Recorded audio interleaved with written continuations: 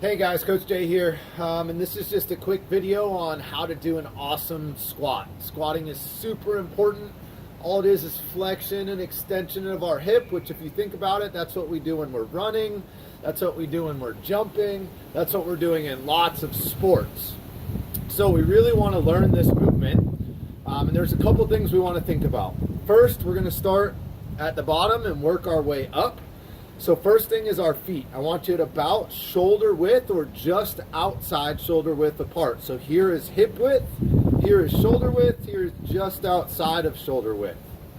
Next up, I want you to imagine that you're grabbing onto the floor with your toes, and I'm barefoot here so you can see a little bit easier. And you're trying to turn your feet out, but because you're grabbing onto the floor, your feet can't turn out. And what that does, if you'll look at my knees here I'm neutral, and when I turn out, we see those knees also turn out. And I can feel that all the way up to my hip. So, I'm screwed into the floor, we're engaging the floor. Next up, we're gonna squeeze our belly super tight. So imagine someone's gonna come and whack you in the belly. So big time flexed here.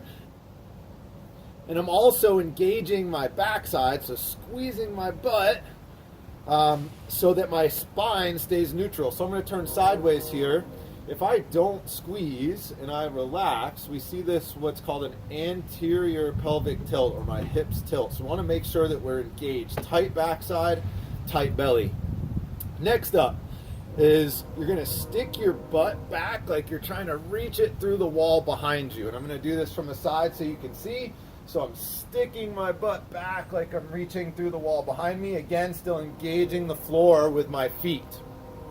After I stick my backside back, I'm going to continue to reach back as I now push my knees apart from one another. My arms are coming up just to act as a counterbalance. I'm going to reach down, trying to get my hip just below my knee. And for now, we're just going to stand back up. If you can't get that low yet, don't worry. It comes with time. So I'm going to do this from the side so you can see. So I reach my butt through the wall behind me, push my knees apart, continue to reach back as I descend, trying to get my hip crease just a little bit lower than my knee. If this is our end range, that's fine. That's where you come. What we don't want to see the weight shift onto the toes as we're making our way down. Now, one last piece here is I want you to think about the up.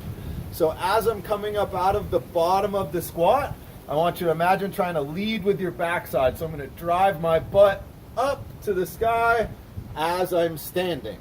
Okay? Super important here. We want to make sure just because our butt is coming up, we don't leave our shoulders behind. So I'm not teeter-tottering up. I'm driving up, and at the same time, my chest comes up along with. When I stand back up, I'm going to make sure that my backside is engaged and my belly is nice and tight. So that's it for Squatting 101 with Coach Jay. Go get after it.